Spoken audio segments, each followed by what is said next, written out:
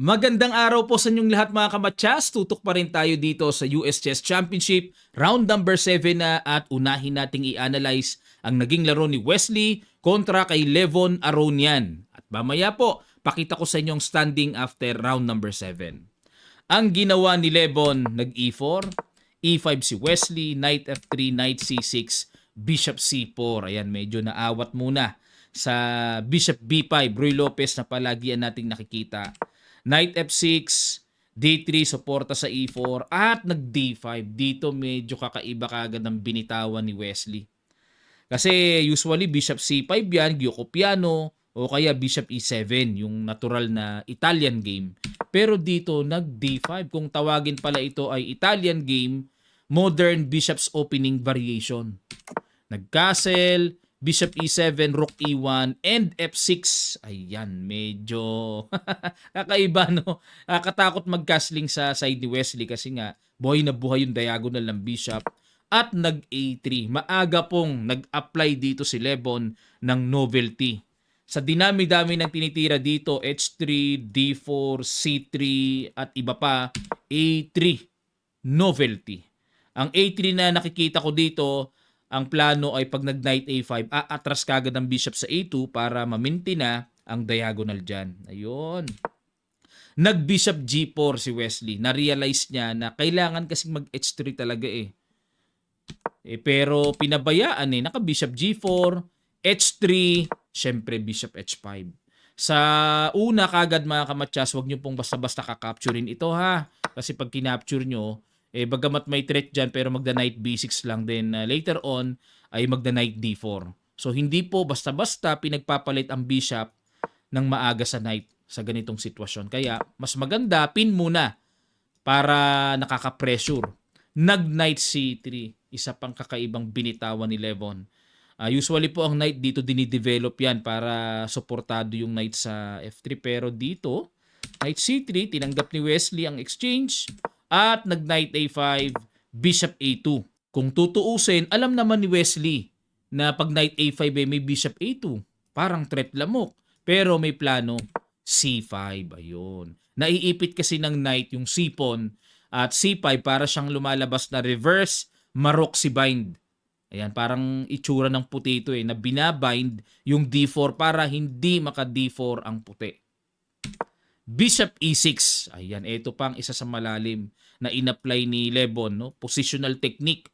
Ano ang plano? Bakit sumugod yan dyan? Wala namang tineret. Tinabihan ni Wesley, Bishop F5. Yan pala ang mga mabibigat na plano dito. Maaaring ilipat ang bishop sa E4, Rook D8, Queen E2. Ayun. Castle, ito na ang plano ng Bishop F5. Queen E4. Mukhang natanaw kaagad ni Levon na aatakihin niya yung H7. Nag-G6. Siyempre, sangga. Good move. Bishop G4. Kinapture ang bishop at kinapture ng H-pawn. Pero dito, maaaring maging tanong nyo, mga kamatsas, Coach, ba't hindi in F5? Double yan. One piece ba yan? Meron kasing Queen A4. Iiwas lang. May counter threat sa knight. Paano kung capturein ang bishop, coach? Nakahang pa yung knight, isang pyesa pa rin. Kakapture lang muna sa G4. Ayun. Dalawa kasing nakahang. Okay, kaya sa continuation, capture na lang ang ginawa, then takes. Ayun, okay, then lamang pa rin ng puti kasi weak ang E5, tapos weak ang dark squares, pwedeng landingan yan dyan, maganda yan para sa white. Okay? Kaya ginawa dito ni Wesley, tinanggal muna yung bishop na yan, capture. At kaya double pawn yan, may plano din naman ng white dito na yung mga ganitong G3, King G2, tapos Rook H1 para maatake yung H-file. Kaya iyan naman ang pinang-capture ni Levon. And nag-knight C6, bumalik na sa sentro. Bishop H6, Rook E8, Knight H4. Ito naman, kakaiba naman tong balak ni Levon. Gustong ismashin yung pawn sa G6, nag-bishop F8. Yan ang ginawang panimpla ni Wesley. At kinapture. Takes. Okay? King ang pinang-capture. Kasi po pag Torre, bland ratios yan, may capture sa G6. At para mas mainam na makita natin yung pattern nito, ito kasi ang kasunod. Pattern kasi yan eh. Followed with Rook H3. Ayun, mamamatchas. Kaya hindi talaga aalisin ang shield ng king. Ito pinang-capture ni Wesley. Okay? Nag-Knight F3 na. Bumalik na, na-realize ni Lebon, hindi na effective yung sacrifice niya dyan. Knight F3 na lang, balik sa sentro ang control at nag-King G7. Okay? Para makover na rin yung mga potential na atakihin ng puti. At nag-Knight D2. Plano naman ay magda-Knight C4 maneuver at nag-B6 para solid na yung C5. Knight C4, Queen D5. Ayan na. The Master of Exchange ni Wesley. Hinamo na po mga kamatsas. Tinanggap naman ni Lebon. Takes and the A4. Ang plano ay mag-A5. Pahihinain ang queenside pawn structure. Nag-Rook D7. Balik ang control sa 7th rank. At nag-Rook B1. Dito po kasi masarap tignan na babasagin pero magpupush pa dito ang black. So baliwala yung A5. Kaya nag-Rook AB1 muna si Lebon para pag A5 mamaya ay talagang totally madidestroy ang pawn structure dyan sa queenside. At nag-F5 na dito. Gusto na rin ni Wesley na magkaroon ng space yung king papunta sa sentro. Takes, at nag-Rook E3. Ayan, medyo nagbago ng plano si Lebon. So Rook E3, maaaring ang plano ay bukod sa check ay papatong ng tore, magpa-pile up sa E-file to pressure the E5. At dito kasi baka mapaisip kayo, Coach, ba't hindi tunuloy? Ang ganda niya na, mukhang pambasag yan na. Capturing lang po kasi ng knight. Takes, yes, mukhang magandang tignan. Pero sapat din po ang gagawin ng black or ni Wesley na resources para makapanggulo. Pababayaan na yan, hindi na didepensahan yan, but to play E4. Okay? So halimbawa, kumapture dito sa C5, may E takes D3. Winning pa bigla ang black dito. Tapatan yan, pero may D2, unstoppable. Okay? Mapapahamak pa yung puti dito. Kapag naman itong kinapture A5, D2 pa rin. Pero mas mainam-inam yan kumpara sa Rook takes C5. Okay, Rook takes E8, D2, para may Rook A1. Ayun, kaya mas mainam yung capture doon. D1 Queen, takes, King H2, and Rook D2. Ayan, pero equal lang. Rook E5, Rook takes F2, Rook takes C5, Rook takes C2. Rook A5, takes, and King G6. Yan. Equal lang po ito. Kahit lamang ng isang pawn yan, pero mahirap yan kasi same side lang, nasa king side ang labanan ng Rook and pawn ending. Okay, balik tayo. So, dahil nakita ni Lebon na medyo parang hilaw pa yung A5, walang makukuha, nag-Rook E3 lang siya. Pero nag-Rook E6. Para preparasyon na kapag gumanyan, check, sasalubungin lang.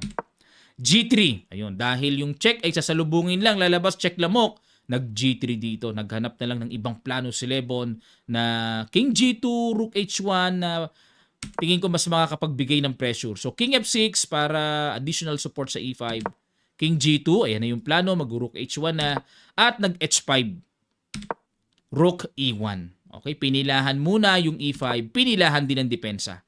So dito po kasi kung ang gagawin dito ni Lebon ay Rook H1 to attack the H5, mag-Rook H7 lang din naman.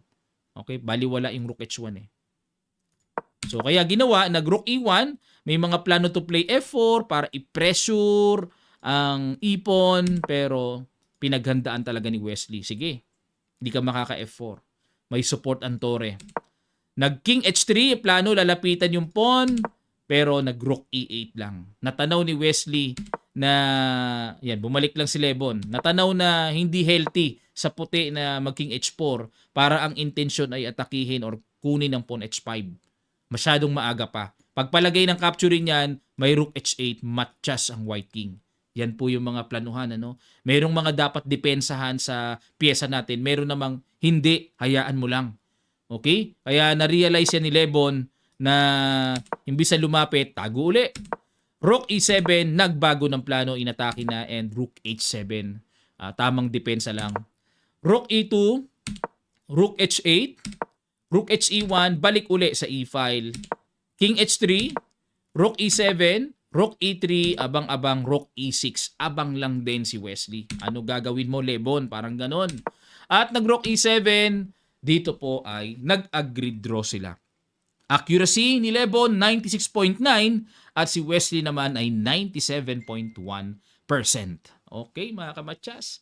So yan po ang kanilang bakbakan dito sa round number 7 at mamaya doon naman tayo sa nagkapisakang laban para mas matuto tayo ng pangdiinan. Pero ito po wag kayong magagalit kay Wesley. Ayan na naman. Galit na galit kayo sa mga tabla ni Wesley. Malalakas po silang lahat. Pero ito lang talaga ang mapipisa Okay?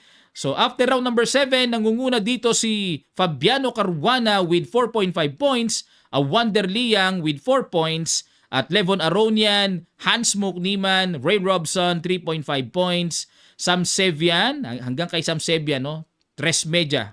Sam Shankland, Wesley So 3 points. Ayun, pang-8 na si Wesley. At Dominguez 2.5 points, Grigori Oparin 2 points, Abhimanyu Mishra 1 point. Si Christopher Yuna na expelled dito sa tournament na ito, tinanggal lahat ang score with 0 point.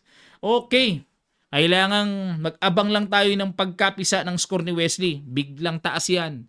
Yun ang inaabangan natin, na mapisa. At sino na ba ang tinalo ni Wesley? Wala pa pong tinatalo. Si Christopher yun tinalo pero nawala pa. Nabawas pa yung score. Kaya malaking diferensya po yun Lugi yung nakalaban ni Yun na tinalo siya kasi tinanggal ang score niya. 'Di ba? Wala ring score si Wesley, tinanggal Kaya nagkaganyan ang standing ni Wesley. Pero tingnan natin kung mapipisa uli ang score ni Wesley at makabalik siya sa taas. Ganda na sana ng standing Natanggal pa si Yu. Tanggal din ang score.